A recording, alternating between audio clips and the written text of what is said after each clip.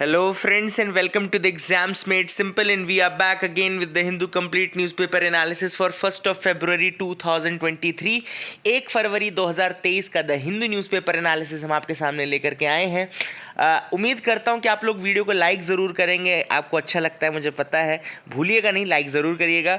सबसे पहले आज के दिन मैं आपको बता दूं, कल 31 जनवरी थी। कल इकोनॉमिक सर्वे रिलीज़ किया गया है। तो आज के न्यूज़पेपर में ज़्यादातर जो न्यूज़ आइटम्स है वो इकोनॉमिक पॉइंट ऑफ व्यू से आए हैं, यानी कि इकोनॉमी और इकोनॉमिक एस्पेक्ट्स को लेकर के आए हैं। वो सारी चीज़ें हम डिस्कस करेंगे, काफ़ी डिटेल में मैं डिस्कस करूंगा। इसके अलावा मैं एक और वीडियो बना दूंगा सेपरेट इकोनॉमिक सर्वे के कंप्लीट हाइलाइट्स का, तो वो भी आप लोग देख सकते हैं, ठीक है ना। तो चैनल को सब्सक्राइब करना ना भूलें, do subscribe the channel as well, and जो भी इसमें आइकन वाइकन दबता है वो दबा लेना, ठीक है। स्टार्ट करते हैं, लेकिन सबसे पहले हम अपने सवालों के साथ जिनके जवाब आपको देने हैं। पहला सवाल है, which of the following is related to operation greens mission. तो ऑपरेशन ग्रीन मिशन के साथ इसमें से क्या रिलेटेड है? Options are production of tomato, onion and potato, B is production of tomato, chillies and potato, and pulses onion potato, या tomato pulse rice. तो इनमें से कौन सा करेक्ट है? जो आपका ग्रीन मिशन है किसके रिलेटेड है? The correct answer is A, tomato, onion and potato. Question number 2 is which of the following is correctly regarding fiscal federalism. इनमें से कौन से एग्जैक्ट डेफिनेशन है या करेक्ट डेफिनेशन है फिस्कल फेडरलिज्म की? Options are A, refers to devolution of power and responsibilities of national, sub-national and governments. B, refers to financial relations between units of government in a federal government system. C, amount of money that households have available for spending and saving after income taxes. D, states that when per capita income increases above the minimum specific level of population. तो आपको बताने इनमें से कौन सी definition है fiscal federalism की। आप लोग देख लीजिए, पढ़ लीजिए, फिर बताइए। The correct answer for this is B. B सही है। देखो, पहला आपको लगेगा कुछ लोगों को पहला क्यों नहीं, तो पहला is actually not fiscal federalism, it is just characteristic of federalism. But fiscal जब बात करेंगे तो फाइनेंशियल रिलेशन जरूर आएंगे उसमें, तो इसलिए B will be the answer for this. तो that is the reason. Question number 3 देख लेते हैं, which of the following is most likely to cause current account deficit in India. इनमें से कौन सी चीजें करंट अकाउंट डेफिसिट बढ़ाएंगी? फर्स्ट है reduced excise duty on sports utility vehicle, second है reduced duties on gold, and तीसरा है ban on the export of onions. तो देखो, जब भी आप ड्यूटी एक्साइज ड्यूटी या एक्साइज ड्यूटी रिड्यूस करोगे तो जो प्रोडक्ट है वो सस्ता नज़र आएगा बाहर जब जाएगा तो, और जब बाहर सस्ता नज़र आएगा तो ऑब्वियस सी बात है हमारा जो एक्सपोर्ट की वैल्यू है डिक्रीज हो जाएगी। तो फर्स्ट सेकंड दोनों सही हैं। Ban on export of onion, अगर आप एक्सपोर्ट ही बंद कर दोगे अनियन का तो ऑब्वियस सी बात है हमारा एक्सपोर्ट घट जाएगा, और एक्सपोर्ट घट जाएगा तो हमारा करंट अकाउंट डेफिसिट अगेन बढ़ जाएगा। तो तीनों ही करेक्ट हैं, तीनों ही कॉज करेंगे करंट अकाउंट डेफिसिट को। तो I hope you got clarity, I hope आपको समझ में आ गया होगा। अब मूव करते हैं, एक तो न्यूज़ आइटम हम सेपरेट देख लेते हैं, थोड़ा फैक्चुअल न्यूज़ आइटम है। तो एक वास्प का नया जीनस, मतलब एक नई स्पीशीज़ मिली है। तो उसका जो वास्प के जो उसका जो नेमिंग है वो एक कम्युनिटी के ऊपर किया गया है, सोलीगा कम्युनिटी। तो याद रखिएगा, सोलीगा कम्युनिटी के ऊपर साउथ इंडिया की कम्युनिटी है जो कि आपके कर्नाटका के Biligiri Rangan hills, BR hills में पाई जाती है ये सोलीगा कम्युनिटी। एंड सोलीगा कम्युनिटी वहीं की इंडिजिनस कम्युनिटी है जो कि कहाँ सिचुएटेड है? Biligiri Rangan hills, BR hills बोलते हैं आपके कर्नाटका में, बिलीगिरी रंगन हिल्स, जिसको जो कि आपका कर्नाटका में लोकेटेड है। तो this is the genus of wasp जिसका नाम सोलीगा कम्युनिटी के ऊपर रखा गया है। इसका नाम क्या है? सोलीगा इकारिनाटा।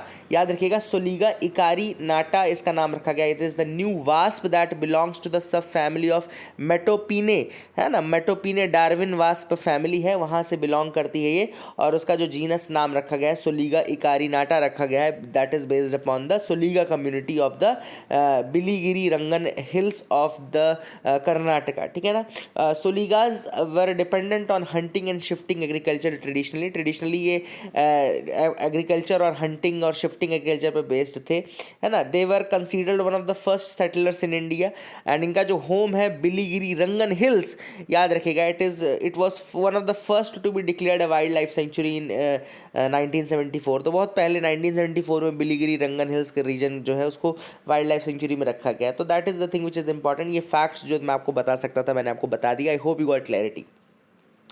अब सर्वे का जो सबसे पहला फैक्ट है वो ग्रोथ के रिगार्डिंग है कि 2023-24 में इंडिया की ग्रोथ क्या रहने वाली है। तो इकोनॉमिक सर्वे के हिसाब से जो हमारी ग्रोथ रहने वाली है लगभग 6.5% रहेगी। The GDP will is poised to grow 6.5% in 2023-24।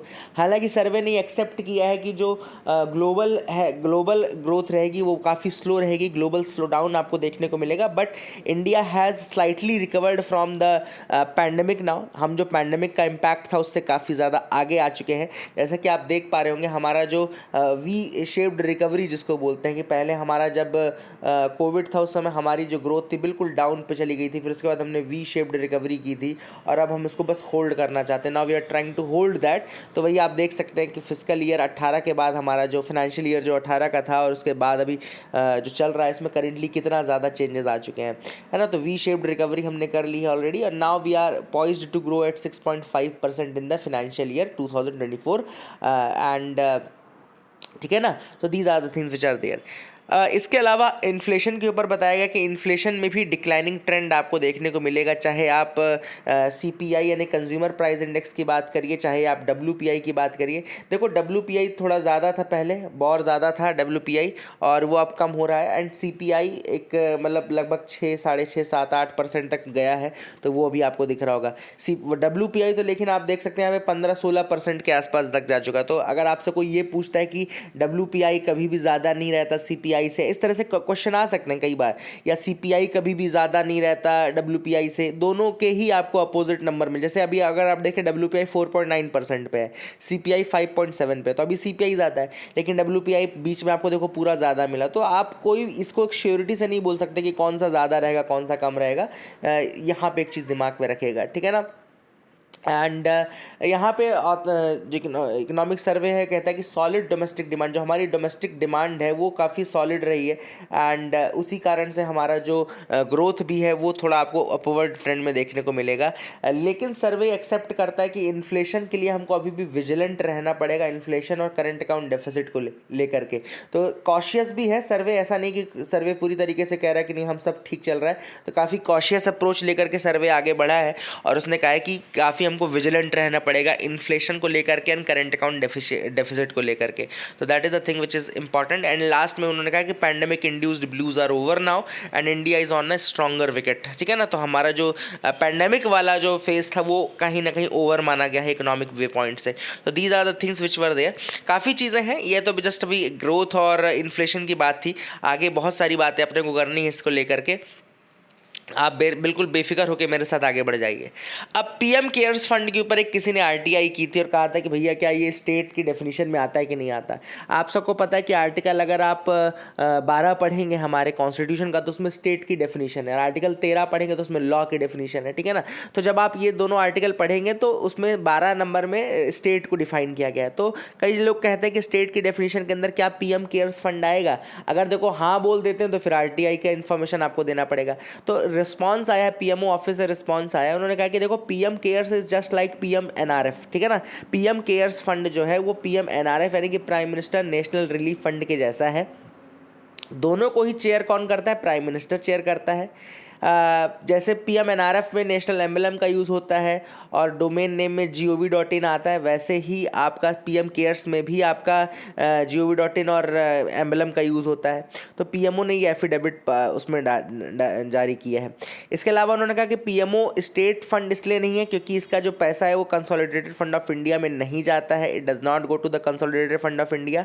इसको एक पब्लिक चैरिटेबल ट्रस्ट के रूप में स्टैब्लिश किया गया है। इस कारण से no third party information can be parted with respective of its status. तो कोई भी थर्ड पार्टी इन्फॉर्मेशन नहीं दी जा सकती विद रिस्पेक्ट टू स्टेटस। तो ये आप चीज़ याद रख लीजिएगा, जैसा बोला गया है सरकार ने वैसा ही आपको भी याद करना पड़ेगा, आप इसको क्वेश्चन नहीं करिएगा, ठीक है ना। तो that is the thing which is important. I hope you got clarity. आगे बढ़ते हैं, देखते हैं और क्या इंपॉर्टेंट है।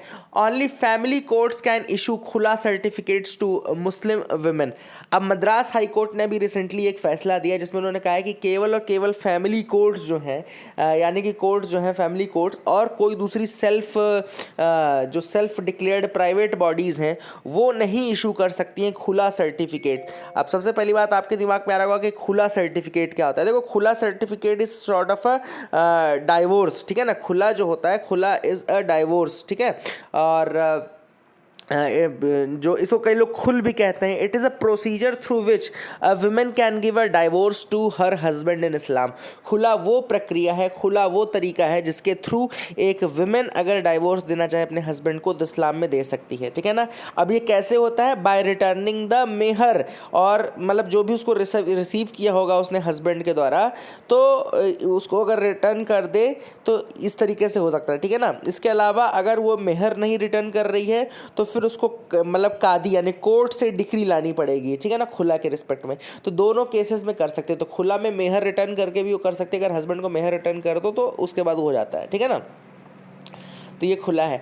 अब यहाँ पे मद्रास हाई कोर्ट ने कहा है कि जो खुला सर्टिफिकेट इशू होगा वो केवल और केवल आप फैमिली कोर्ट से इशू करवा सकते हैं, किसी भी प्राइवेट बॉडी से, जैसे कि आप शरीयत काउंसिल से जाकर के नहीं करा सकते, वो मतलब सही नहीं माना जाएगा, ठीक है ना। तो that is the thing which is important, ये भी आप याद रखिएगा। आगे मूव करते हैं। Snakes claim more human life than wild elephant, says Kerala forest department. तो केरला फॉरेस्ट डिपार्टमेंट ने कहा है कि भैया स्नेक बाइट से ज़्यादा लोगों की मृत्यु हुई है रादर देन एलिफेंट्स। यहाँ पे स्नेक्स की न्यूज़ आई है तो मैं आपको एक अपॉर्चुनिटी मुझे मिल गई कि मैं आपको बिग 4 के बारे में बता दूं। There are 4 venomous snakes which are found in India. ये क्वेश्चन यूपीएससी ने पूछा हुआ है बिग 4 के रिगार्डिंग, इसलिए मैं आपको बता रहा हूँ। ये मत सोचिएगा कि मैं कोई चीज़ फालतू बताता हूँ। मुझे पिछले 10-15 साल के पेपर देखो यूपीएससी के रटे हुए हैं कि मुझे पता है कि कौन से क्वेश्चन कहाँ पूछे जाते हैं, इसलिए मैं आपको बिल्कुल बता सकता हूँ। आप देख लीजिएगा पुराने 4-5 सालों के पेपर में, 7-8 सालों के पेपर में आपको बिग 4 का क्वेश्चन मिल जाएगा कि इनमें से कौन सा वेराइटी इंडिया में पाया जाता है, कौन सा नहीं, ठीक है ना। तो 4 वेनमस स्नेक्स हैं which are causing the greatest number of medically significant human snake bites cases in India. और उनके नाम कौन कौन से मैं आपको बता दूं। पहला है रसल्स वाइपर, जिसको दबोइया रसेली बोलते हैं, रसल्स वाइपर। कॉमन क्रेट, जिसको बंगारोस सेलरस बोलते हैं।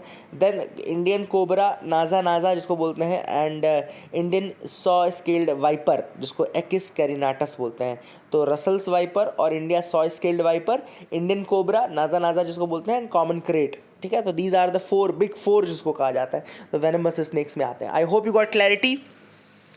अगला जो एडिटोरियल है आज हम डिस्कस करेंगे वह इकोनॉमिक सर्वे दैट वाजंट। अब इसमें इकोनॉमिक सर्वे की थोड़ा बुराई और थोड़ा अच्छाई दोनों लिखी गई है। सबसे पहले तो इकोनॉमिक सर्वे कौन प्रेजेंट करता है, तो चीफ इकोनॉमिक एडवाइजर प्रेजेंट करता है, ठीक है ना। आपको नाम बताना है कमेंट सेक्शन में कि कौन है चीफ इकोनॉमिक एडवाइजर जिसने इस साल का इकोनॉमिक सर्वे पेश किया है। You have to write the name, ठीक है। बहुत ही सिंपल सा फैक्चुअल सवाल आपसे पूछा है मैंने। तो इकोनॉमिक सर्वे प्रेजेंट करता है चीफ इकोनॉमिक एडवाइजर। बजट के एक दिन पहले ये होता है, मतलब कल हुआ है तो आज मतलब बजट होगा, ठीक है ना। एंड इसके अलावा जो सर्वे रहते थे, ऑथर ने अब थोड़ा अंतर बताया कि क्या लास्ट ईयर के सर्वेज में और अभी के सर्वे में क्या डिफरेंस है। तो लास्ट ईयर के सर्वेज अगर आप देखो तो 2 वॉल्यूम में आते थे, दे केम इन 2 वॉल्यूम्स, और 2 वॉल्यूम से काफ़ी ज़्यादा उसमें आइडियाज़ रहते थे। आइडियाज़ सच एज आपको याद होगा, मैंने खुद ही पढ़ा है कई आइडियाज़, तो जैसे यूनिवर्सल बेसिक इनकम का आइडिया था, है ना। तो जिस साल वो अरविंद सुब्रमण्यम थे उस साल यूनिवर्सल बेसिक इनकम का आइडिया आया था। इसके अलावा आपने देखा होगा economic divergence among the states का idea, steps to improve property tax revenue का आइडिया आया था, सैटेलाइट टेक्नोलॉजी और ये सब जिसमें लिखा गया था। New ways to calculate inflation using Indian thalinomics जिसमें आई थी, थालीनॉमिक्स जिसको बोलते हैं, ठीक है ना, आपने देखा होगा। Then estimating internal migration of people and so, बहुत सारे आइडियाज़ थे पिछले साल के अगर आप इकोनॉमिक सर्वे पढ़ो। लेकिन इस साल का इकोनॉमिक सर्वे जब आप पढ़ोगे तो it is not that intellectually sound. Author का कहना है कि ये इसमें इतने ज़्यादा आइडियाज़ नहीं है, rather than it is a dry collection of facts and figures. अगर आप इस साल का इकोनॉमिक सर्वे देखोगे तो it will seem like a dry collection of facts and figure. In fact author ने उसका वो भी लिखा हुआ है, डेटा भी लिखा है कि 66 टेबल्स हैं इस साल के इकोनॉमिक सर्वे में, 246 चार्ट्स हैं, और इनको चेरी पिक किया गया है from that point of view कि गवर्नमेंट ने क्या चीज़ अच्छी की है उसी के हिसाब से चेरी पिक किया गया है, ठीक है ना। तो that is the thing which is important. इसके अलावा जैसे दो वॉल्यूम में आता था, इस साल केवल 1 वॉल्यूम में आया है। हालांकि उसमें एक चैप्टर हाइलाइट्स का भी है ताकि जो कॉमन मैन है थोड़ा सिंपलिस्टिक तरीके से वो जो है इंडियन इकोनॉमी के जो फैक्ट्स फिगर्स उनको समझ सके, ठीक है ना। That is the thing which is important. अब ऑथर ने कुछ अच्छी चीज़ें बताई, जैसे कि एक अच्छा पॉइंट यह है कि इकोनॉमिक सर्वे जो है it has been honestly cautious about the future growth and inflation. तो एक अच्छी चीज़ ये है कि सर्वे जो है वो ऑनेस्टली कॉशियस ज़रूर है regarding the future growth, keeping in mind the inflation and whatever the uncertainties are, उनको दिमाग में रखा है। इसके अलावा जो सोशल सेक्टर वाला चैप्टर है वो थोड़ा ज़्यादा डीप है than the previous year surveys, काफ़ी ज़्यादा डीप है ना, क्योंकि इस बार जो issue of employment, rural wages demand under मनरेगा and other important human capital topics जो है उनको डेटा के साथ सप्लीमेंट किया गया है। लेकिन ऑथर ने कहा जो मिसिंग पॉइंट है वो है एनालिटिकल डिस्कशन, ठीक है ना। तो कहीं ना कहीं एनालिटिकल डिस्कशन जो है कि किस तरीके से क्या इकोनॉमिक ग्रोथ मॉडल हो सकता है, किस तरीके से आप जॉब को बूस्ट कर सकते हो, वो मिसिंग है।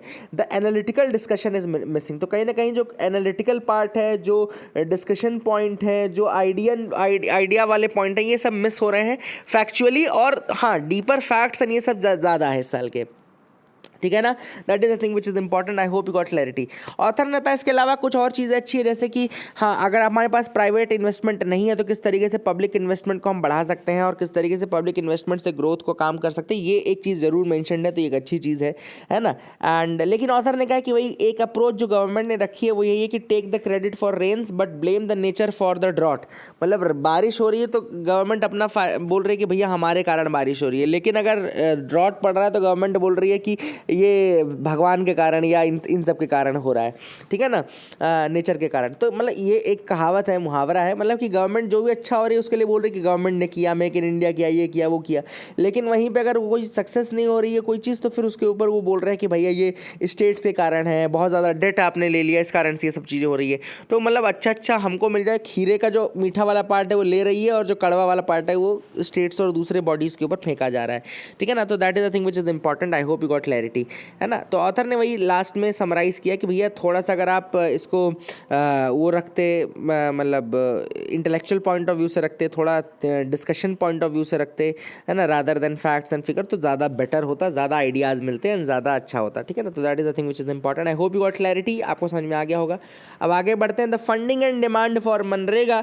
यहाँ पे ऑथर ने मनरेगा की बात की है क्योंकि इकोनॉमिक सर्वे 2022-23 जो है वो प्रेजेंट किया गया, उसमें मनरेगा का डेटा आया। उसमें उन्होंने कहा कि 6.49 करोड़ हाउस होल्ड जो हैं दे डिमांडेड वर्क। तो डेटा कहता है 6.49 करोड़ हाउस होल्ड ने डिमांड किया था वर्क अंडर मनरेगा। इनमें से 6.48 करोड़ थे जिनको ऑफर किया गया एम्प्लॉयमेंट, एंड लास्ट में 5.7 करोड़ थे जिन्होंने एक्चुअली अवेल किया, ठीक है ना। तो सर्वे ने काफ़ी ज़्यादा क्रेडिट दिया है मनरेगा स्कीम को और कहा है कि काफ़ी पॉजिटिव इम्पैक्ट है इस स्कीम का on the income of the house hold, जो स्पेशली जो अनस्किल्ड रूरल एरियाज़ में हाउस होल्ड हैं वहाँ पे। इसके अलावा जो लोग मतलब कोविड के टाइम पे काफ़ी ज़्यादा इन्होंने सपोर्ट किया, इस स्कीम ने, मनरेगा ने काफ़ी ज़्यादा सपोर्ट किया specially in the times of Covid, और इनकम को डाइवर्सिफाई करने में और रूरल लाइवलीहुड प्रोवाइड करने में काफ़ी बड़ा रोल रहा है मनरेगा का, ठीक है ना। अब मनरेगा आप सबको पता है कि 2005 में मनरेगा एक्ट आया था, Mahatma Gandhi national rural employment guarantee act, जिसको पास किया गया था 2005 में। एम्ड था at enhancing the livelihood security of household in rural areas. MNREGA के अंतर्गत 100 दिनों का अनस्किल्ड वर्क प्रोवाइड किया जाता है for the rural poor especially adults, है ना। एंड 100% डिस्ट्रिक्ट जो है कंट्री के, all the district of the country are covered, all the districts are covered except for those which are having 100% urban population, है ना। ऐसे डिस्ट्रिक्ट छोड़ करके जहाँ पे 100% अर्बन पॉपुलेशन है उनको छोड़ करके सारे डिस्ट्रिक्ट कवर्ड हैं इसमें। एंड ऑथर ने बताया कि देखो मनरेगा बहुत अच्छा है, लेकिन धीरे धीरे अभी लास्ट कुछ दिनों में अगर आप देखें तो मनरेगा में जो मतलब बजटरी एलोकेशन है वो डिक्रीज़ हुआ है ना 1-2 साल में। मनरेगा के ऊपर जो फोकस है वो कम कर रही है गवर्नमेंट और बजटरी एलोकेशन डिक्रीज़ कर रही है। मनरेगा एक ऐसी स्कीम है जो कि डिमांड ड्रिवन स्कीम है, मतलब आप डिमांड करेंगे तो 15 दिनों के अंदर आपको काम देना पड़ेगा। अगर 15 दिनों तक आपको काम नहीं दिया जाता है उसके बाद आपको एम्प्लॉयमेंट अलाउंस मिलेगा। इसके अलावा जो अनस्किल्ड वर्कर्स हैं they have to be paid within 15 days, है ना। 15 दिनों के अंदर उनको पे भी करना जरूरी है। अगर आप पेमेंट नहीं कर पाते तो आपको सेंटर को उसको कंपनसेट भी करना पड़ेगा। तो these are the things which are already there, which are the rules under as per the MNREGA, as per MNREGA ये रूल्स यही हैं, ठीक है ना। अब ऑथर ने वही कहा कि मनरेगा ने हेल्प किया कोविड के टाइम पे ये सब किया, लेकिन कोविड के बाद से मनरेगा के ऊपर जो बजटरी एलोकेशन है वो बिल्कुल डिक्रीज करती जा रही है government. That is the thing which is there. And और बहुत सारे चैलेंजेस हैं, जैसे कि ऑथर ने कहा कि जैसे 100 डेज का गारंटी है, लेकिन अगर आप एवरेज डेज निकालोगे मनरेगा में तो अभी वो 40-50 के आसपास ही निकलेंगे, ठीक है ना। जैसे यहाँ पे ऑथर ने दिया है कि 42 डेज जो अगर as of 20 January this year average days जो थे provided to the household is just 42 days. 2021-22 में 50 दिन था, 52 दिन था 2020-21 में, 48 दिन था 2019-20 में, 51 दिन था 2018-19 में, मतलब कि 100 दिन कभी भी एवरेज नहीं हुआ है। इसके अलावा पार्लियामेंट्री कमेटी ने यह भी कहा है कि एक सजेशन दिया कि 100 डेज से बढ़ा करके 150 डेज कर देना चाहिए मनरेगा में नंबर ऑफ डेज को। क्यों? क्योंकि अगर आप 150 डेज करते हो तो ज़्यादा बड़ा सेफ्टी नेट मिलेगा लोगों को, लॉन्गर पीरियड का सेफ्टी नेट लोगों को मिल पाएगा जो लोग इस पर डिपेंडेंट हैं, ठीक है ना। तो that is another thing which is there. अब यहाँ पे तीसरा जो इसमें इशू है वो है वेज पेमेंट्स का। The third issue is improper wage payment and fourth issue is that कि जो वर्कर्स हैं जब वेज पेमेंट उनको नहीं मिलता है तो it is a sort of forced labour, ठीक है ना। तो it is just like a forced labour कि आप उससे काम करा रहे हो, उनको पैसे आपने नहीं दिए, ठीक है ना। इसके अलावा और भी बहुत सारे इशूज़ हैं जैसे कि longer delayed period in payment, vendors are reluctant to supply materials for the new work, है ना। अब पेमेंट नहीं मिलेगा तो वेंडर्स कहाँ से सप्लाई करेंगे मटेरियल को, तो वेंडर्स मटेरियल देने में आनाकानी करते हैं। इसके अलावा एक और इशू ये है कि जो मिनिमम वेज रेट है मनरेगा के अंदर फिक्स है वो भी सही नहीं फिक्स हुआ है ना। तो that should also keep in mind, the latest figure should be kept in mind और उसके हिसाब से एडजस्ट करना चाहिए। इसके अलावा फेक जॉब कार्ड्स हो गए, वाइड स्प्रेड करप्शन हो गया, मस्टर रोल्स अपलोड करने में करप्शन है ना, और अलाउंसेस इन सब देने में, अनएम्प्लॉयमेंट अलाउंस का पेमेंट करने में करप्शन है। तो all these things are the issues with the MNREGA which are there. तो I hope you got clarity. अगला जो आर्टिकल है वो एलियनेशन के ऊपर है। इस एलियनेशन के ऊपर अलग अलग थ्योरीज हैं, बड़े बड़े लोगों ने एलियनेशन का कंसेप्ट एक्सप्लेन किया है, क्या है एलियनेशन। एंड यहाँ पर हम बात करेंगे जो कार्ल मार्क्स का आइडिया था। तो एलियनेशन ऑफ कार्ल मार्क्स, मतलब कार्ल मार्क्स ने आइडिया दिया है एलियनेशन का कि किस तरीके से व्यक्ति एलियनेट हो जाता है। एलियनेट मैं आपको बताऊँगा, अभी धीरे धीरे एक्सप्लेन कर दूंगा, है ना। एंड कार्ल मार्क्स ने फ्रेडरिक हेगल को पढ़ा था। हेगल को पढ़ने के बाद उसने कंसेप्ट ऑफ एलियनेशन दिया था एंड ये उसने इकोनॉमिकल और फिलोसॉफिकल व्यू पॉइंट से दिया था। तो हम देख लेते हैं एक बार एलियनेशन का मतलब क्या होता है। It is the meaning that a persons withdrawal और सेपरेशन फ्रॉम एन ऑब्जेक्ट और पोजिशन ऑफ फॉर्मल अटैचमेंट। अपने पहले के अटैचमेंट से जब कोई व्यक्ति या विड्रॉ करने लगता है या सेपरेट होने लगता है तो वो एलियनेशन होता है, ठीक है ना। अब ये किसी भी प्रॉपर्टी से भी हो सकता है एलियनेशन, किसी प्रोसेस से भी हो सकता है एलियनेशन, किसी मतलब सोसाइटी से भी एलियनेशन हो सकता है, किसी भी चीज़ से एलियनेशन हो सकता है। मतलब जहाँ से आप फॉर्मल अटैचमेंट था वहाँ से जब आप विड्रॉ कर लोगे तो वो एलियनेशन कहलाएगा। अब जो कार्ल मार्क्स हैं उसने कहा है कि alienation refers to a feeling of separation from one's own labour and loss of power over it, ठीक है ना। तो alienation as per Karl Marx is separation from one's own labour and the loss of power over it, ठीक है ना। तो Karl Marx ने 4 तरीके के एलियनेशन डिस्कस किए हैं। Karl Marx has discussed 4 types of alienation, एक एक करके हम देखेंगे। जो पहला देखो एलियनेशन एक्सप्लेन करने के लिए उसने कहा कि जैसे मान लो कोई वर्कर आईफोन कंपनी में काम कर रहा है, ठीक है ना। तो आईफोन कंपनी में काम कर रहा है लेकिन क्या वो खुद आईफोन खरीद सकता है या ले सकता है, तो नहीं, है ना। It is not, he can not get the iPhone for, मतलब उसके पास इतना सोर्सेज नहीं है। The iPhones are created for the capitalist, है ना, and they are merely produced for exchange values. Thus this is the first form of alienation and Karl Marx called it the alienation from the product of labor. मतलब जो labour का product है उसी से आप separate हो रहे हैं, है ना। तो it is the alienation from the product of your labour, alienation from the product of labour. बड़ा ही सिंपल कंसेप्ट है, इसको याद रखिएगा। दूसरा ऑथर ने कहा है कि मॉडर्न टाइम्स में मैन्युफैक्चरिंग बहुत ज़्यादा स्पेशलाइज हो गई है, सेगमेंटेड हो गई है। वर्कर्स कई बार यही नहीं पता रहता कि क्या वो प्रोड्यूस कर रहे हैं, मतलब वो किसी हो सकता है किसी एक सेगमेंट में काम कर रहे हो या किसी एक पार्ट में काम कर रहे हो। लेकिन आजकल मैन्युफैक्चरिंग इतनी कॉम्प्लेक्स है कि दरवाजे कहीं और बन रहे हैं, टायर कहीं और बन रहा है, नट कहीं और बन रहे हैं, पट्टे कहीं और बन रहे हैं, ये सारी चीज़ें अलग बन रही हैं और कार फाइनली असेंबल कहीं और हो रही है। तो जब तक आप असेंबली लाइन में नहीं है तब तक आप काहे के लिए मैन्युफैक्चरिंग कर रहे हैं आपको यही नहीं पता रहेगा। तो sometime workers are not even aware about what they are producing और इस कारण से इसको बोलते हैं alienation from the production process, alienation from the process of labour, ठीक है ना, alienation from the process of labour. तो ये एक दूसरी चीज़ है। तीसरा ऑथर ने कहा है कि जो वर्कर्स हैं आईफोन फैक्ट्रीज में जो काम कर रहे हैं, अब वो काम कैसे कर रहे हैं, they are doing repetitive task, poor conditions में रिपीटेटिव टास्क कर रहे हैं, धीरे धीरे वो वही टास्क रिपीट करते जाएंगे। तो ultimately a day will come when they will start behaving like a machine, मतलब उनका थिंकिंग पावर चला जाएगा and they will start behaving like the machine, है ना। उनका खुद के ऊपर कोई कंट्रोल नहीं रह जाएगा और they will start working just like a machine routine works है ना, कि उनको अपना काम करना है, बाकी चीज़ें तो मेंटल फिजिकल स्टेट से वो बिल्कुल फ्री हो जाएंगे और इस तरह से काम करते रहेंगे मशीन की जैसे। And this is the third form of alienation, जो कि उन्होंने कहा कि एलिनेशन फ्रॉम ह्यूमैनिटी, मतलब कि आप ह्यूमन कैरेक्टरिस्टिक्स लूज करना शुरू कर दोगे and you will attain the machine characteristics, ठीक है ना। एंड लास्ट जो है ऑथर ने कहा है कि individuals perform these mundane task and act like a machine. चौथा जो उन्होंने कहा है कि ये कहा है कि अब जैसे आईफोन्स हैं वो अलग अलग फैक्ट्रीज में प्रोड्यूस होते हैं और चाइना की एक जगह फैक्ट्री में असेंबल होते हैं। फॉक्सकॉन लगभग 1.4 स्क्वायर मील का फ्लैगशिप प्लांट है वहाँ पे, शेंजन में वहाँ पे। तो ऑथर ने कहा कि वहाँ पे कई केसेस देखने को मिला कि लोग डिप्रेस हो गए, बाद में सुसाइड तक अटेम्प्ट कर लिया। And this is the fourth form जिसमें उन्होंने कहा कि वहाँ पे कई स्ट्रेंजर्स के बीच में जब वो काम करते तो they feel alienated from the society. तो ये चौथा टाइप है एलिनेशन फ्रॉम द सोसाइटी।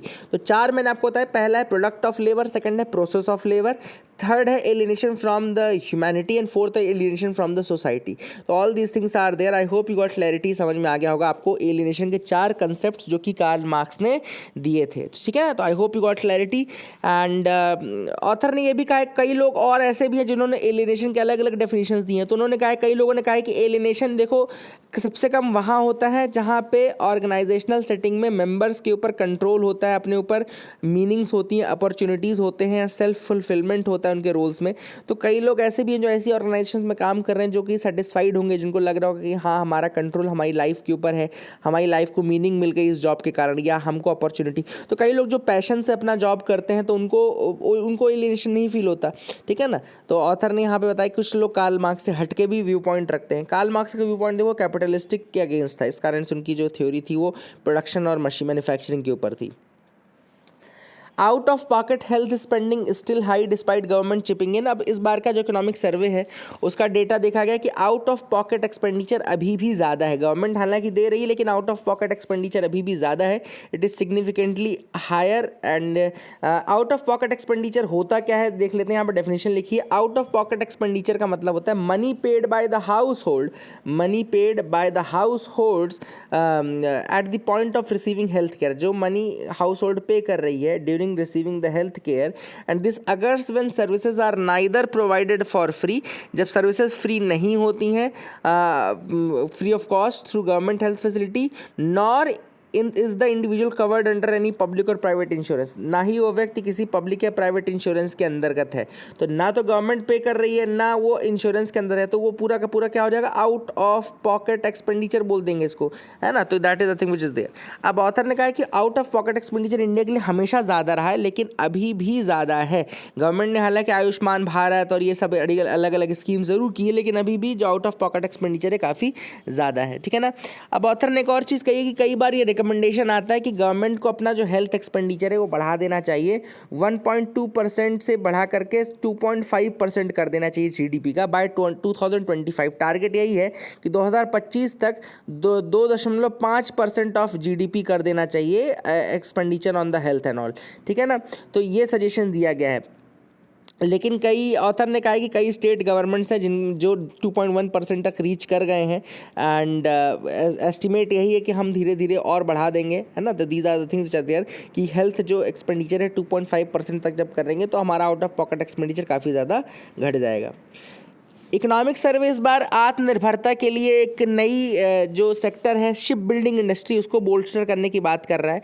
और इकोनॉमिक सर्वे ने कहा है कि शिप बिल्डिंग इंडस्ट्री को अगर आप बढ़ाएं प्रमोट करें तो काफ़ी ज़्यादा अच्छा रहेगा, क्योंकि शिप बिल्डिंग शिप बिल्डिंग जो इंडस्ट्री है न केवल वो मतलब बहुत ज़्यादा जॉब्स जनरेट करती हैं रिमोट एरियाज़ में, कोस्टल एरियाज़ में, रूरल एरियाज़ में, उनका एम्प्लॉयमेंट मल्टीप्लायर इम्पैक्ट बहुत ज़्यादा होता है। या लिख लीजिएगा एम्प्लॉयमेंट मल्टीप्लायर इफेक्ट बहुत ज़्यादा है। एम्प्लॉयमेंट मल्टीप्लायर इफेक्ट बहुत ज़्यादा है मतलब कि बहुत ज़्यादा जॉब्स क्रिएट होते हैं, बहुत ज़्यादा हाई प्रोपोर्शन में जॉब क्रिएट होते हैं और that is the thing which is important. तो शिप बिल्डिंग इंडस्ट्री को प्रमोट करने की बात ज़रूर सर्वे ने की है, तो दैट इज़ द थिंग। इसके अलावा ऑथर ने एक और चीज़ कही है कि India needs access to global finances to achieve climate obligations on emission. Climate change को रोकने के लिए जो क्लाइमेट ऑब्लिगेशंस हैं उनको पूरा करने के लिए गवर्नमेंट ने कहा है कि अब इसको इंडिया को फॉरेन कंट्रीब्यूशन चाहिए। अब इसमें ये दो कंसेप्ट हैं बेसिकली, एक है क्लाइमेट जस्टिस का कंसेप्ट, एक है लाइफ का कंसेप्ट। तो क्लाइमेट जस्टिस का जो कंसेप्ट है वो कहता है कि जो रिचर कंट्रीज़ हैं वो रिस्पॉन्सिबल है सारे कार्बन एमिशंस के लिए। क्लाइमेट जस्टिस कहता है जो रिचर रिचर कंट्रीज़ हैं they are responsible for carbon emission, और ऐसे में जो कार्बन एमिशन के लिए रिस्पॉन्सिबल कंट्रीज़ हैं उनको सब्सिडाइज करना चाहिए एनर्जी प्रोजेक्ट्स को in the developing countries. They must subsidise the energy projects in the developing countries, और डेवलपिंग कंट्रीज़ में उनको पैसा देना चाहिए। तो that is the thing which is India says कि ये ज़रूरी है ना। एंड दूसरा जो है लाइफ तो उसमें फ्री ऑफ कॉस्ट है। लाइफ क्या है कि हमको लाइफ स्टाइल चेंजेस करने हैं for saving energy and all, तो ये तो चलो ठीक है, लेकिन क्लाइमेट जस्टिस एक्चुअली जो कहता है वो मैंने आपको बता दिया। Share of education in budgetary allocations has fallen over the past 7 years. Survey कहता है कि पिछले 7 सालों में जो शेयर ऑफ एजुकेशन है बजटरी एलोकेशन में वो घटता जा रहा है ना। तो chart shows that budgetary allocation for education as a share of total expenditure आप देखेंगे तो आपको ये थोड़ा सा डिक्रीज देखने को मिलेगा। 19-20 के बाद तो बहुत ज़्यादा गिरा हुआ था, है ना।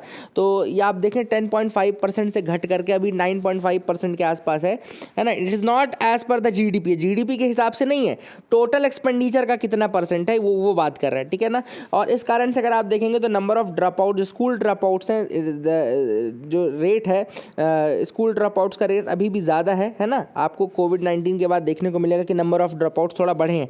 हालांकि ओवरऑल अगर बहुत पहले के डेटा से देखोगे तो वो वहाँ पर काफ़ी इंप्रूवमेंट रहेगा, लेकिन अभी हाल फिलहाल में अगर आप देखो पिछले 2-4 साल का डेटा तो ड्रॉप आउट्स के नंबर इंक्रीज़ आपको देखने को मिलेंगे, ठीक है ना। That is the thing which is important. So I hope you got clarity. Overall number of schools, number of IITs, number of IIMs, number of AIMS, ये सब तो इंक्रीज़ हुए हैं। हायर एजुकेशन में काफ़ी ज़्यादा अगर आप देखेंगे तो मेडिकल ये चेंजेस देखने को मिलेगा। बट ओवरऑल जो एजुकेशन के ऊपर जो खर्चा है वो और ज़्यादा होना चाहिए। जीडीपी के अभी 3-4% के आसपास होना चाहिए, 5% के आसपास होना चाहिए, लेकिन वो चीज़ नहीं हो पा रही है। तो ये भी एक चीज़ है जो कि कंसर्निंग है। So I hope you got clarity regarding that. आपको समझ में आ गया होगा। आगे मूव करते हैं, देखते हो क्या इंपॉर्टेंट है। चाइना स्लैम्स चेक Republic president's call with Taiwan leader. China ने कहा है चेक रिपब्लिक को कि भैया देखो आप कॉल वॉल मत किया करो ताइवान को, है ना। ताइवान हमारी बेटी है, आप हमारी बेटी को कॉल कर देते हो और फिर आप उनसे बातें करते हो रात भर। तो ये सब चीज़ें चाइना ने कही है चेक रिपब्लिक को। चेक रिपब्लिक थोड़ा फॉरेनर भी है, तो चाइना ये भी कह रहा है कि भैया तुम फॉरेनर हो और मतलब हमारी बेटी से इस तरह से बातें करते हो, उसमें मज़ा नहीं आ रहा है इनको।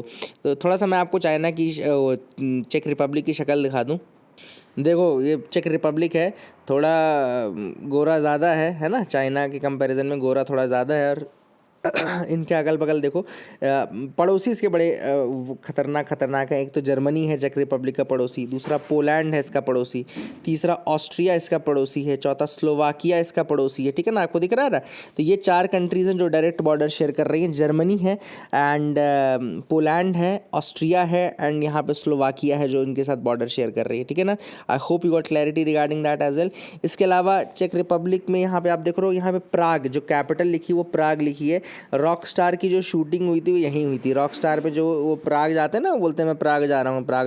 पर पता है मुझे, जब मैंने रॉक स्टार देखी तो मुझे पता ही नहीं था कि ये प्राग है क्या। मतलब अभी तो चलो ठीक है, लेकिन तब मुझे नहीं पता, मुझे लगता था ये कहीं है, ये कश्मीर के आसपास की जगह है क्या। तो आई होप आपको समझ में आ गया होगा। मैप जो चेक रिपब्लिक का मैप है उसके अगल बगल की कंट्रीज़ आपने देख ली। इसका काम हमने यही किया है। एक छोटा सा होमवर्क और आपको दे रहा हूँ, कोर सेक्टर्स के नाम लिख के बताओ। 8 कोर सेक्टर्स हैं, उनके परसेंटेज के साथ उनका बताना मुझे आप कितना है, ठीक है ना। तो that is the thing which is important. I hope you got clarity. यहाँ पे देखो नाम भी लिखे हैं, मैं बोल सकता हूँ लेकिन मैं बोलूँगा नहीं, आप लिखोगे, है ना। आप लिखोगे और लिख के बताना मेरे को please. IMF retains India's growth outlook at 6.8% and 6.1% for financial year 22 and 23। बस लिख लो इस चीज़ को, फैक्ट को, कि फाइनेंशियल ईयर 22 के लिए IMF ने इंडिया का ग्रोथ रेट 6.8% बताया है एंड फाइनेंशियल ईयर 23 के लिए 6.1% बताया है। ये लिख लो। IMF निकालता है वर्ल्ड इकोनॉमिक आउटलुक, याद रखिएगा। IMF क्या निकालता है? वर्ल्ड इकोनॉमिक आउटलुक, और उसमें ये सारी चीज़ें वो देता है। That is the thing which is important. I hope you got clarity regarding that and that is it for the day. Keep loving us, keep sharing us. Thank you and have a nice day.